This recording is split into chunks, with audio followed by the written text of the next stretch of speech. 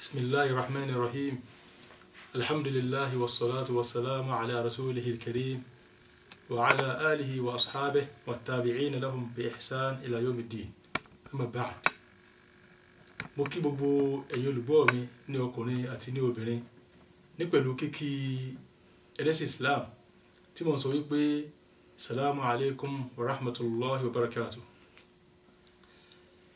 Ètí ó jẹ́ àkọlé ìsìtí yìí òun náà ni nǹkan tí a mọ̀ sí silatul rahim. Silatul rahim ohun tí àwọn àfáà wa tẹ́ mọ́ túmọ̀ rẹ̀ sí òun náà ni dídá ìbí pọ̀.